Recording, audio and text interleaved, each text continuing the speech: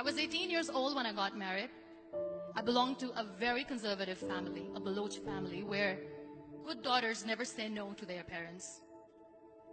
My father wanted me to get married, and all I said was, if that makes you happy, I'll say yes. And of course, it was never a happy marriage. Just about after 2 years of getting married, about 9 years ago, I met a car accident. Somehow my husband fell asleep and the car fell in the ditch. He managed to jump out, saved himself. I'm happy for him.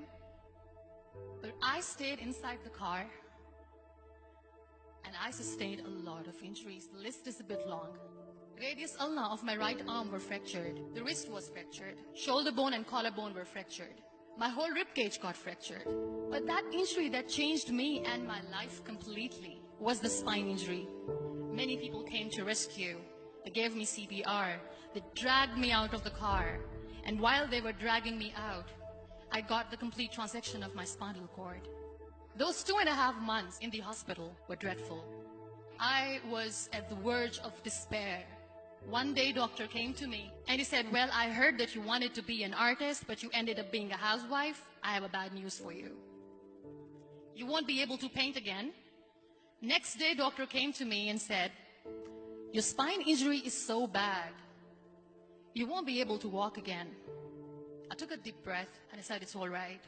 Next day, doctor came to me and said, because of your spine injury and the fixation that you have in your back, you won't be able to give birth to a child again. That day, I was devastated. I started to question my existence. Why am I even alive? So what kept me going was, one day I asked my brothers, I know I have a deformed hand, but I'm tired of looking at these white walls in the hospital and wearing these white scrubs. Bring me some colors, bring me some small canvas. I want to paint.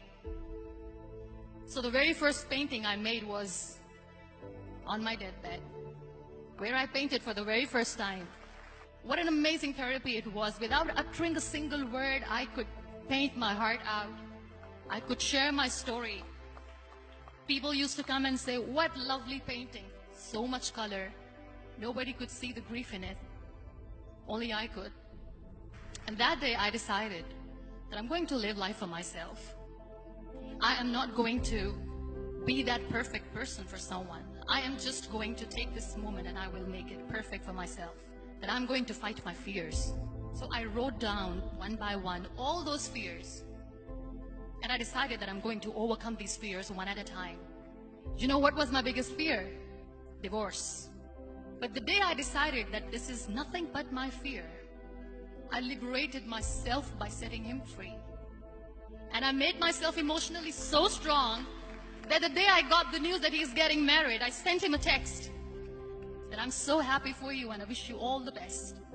And he knows that I pray for him today.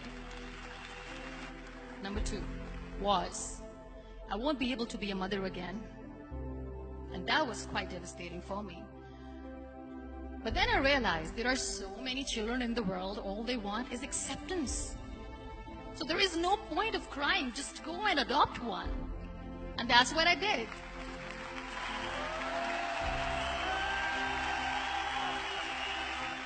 I gave my name in different organizations, different orphanages, and I waited patiently.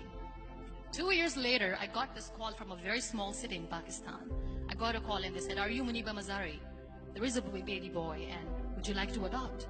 I could literally feel the labor pain. I said, yes, yes, I am going to adopt him. I am coming to take him home. And that day, I was 2 days old, and today he's 6. You know, when you end up being on the wheelchair, what's the most painful thing? People think that they will not be accepted by the people because we, in the world of perfect people, are imperfects. So I decided to appear more in public. I started to paint. I have done a lot of modeling campaigns. I decided that I'm going to join the national TV of Pakistan as an anchor person. I became the National Goodwill Ambassador for UN Women Pakistan, and now I speak for the rights of women, children. I was featured in BBC 100 Women for 2015. I'm one of Forbes 30 under 30 for 2016. So when you accept yourself the way you are, the world recognizes you. It all starts from within. We have this amazing fantasy about life. This is how things should work. This is my plan. It should go as per my plan. If that doesn't happen, we give up. I never wanted to be on the wheelchair. Never thought of being on the wheelchair. This life is a test and a trial, and tests are never supposed to be easy. So when you are expecting ease from life, and life gives you lemons, then you make the lemonade, and then do not blame life for that. It is okay to be scared. It is okay to cry. Everything is okay, but giving up should not be an option.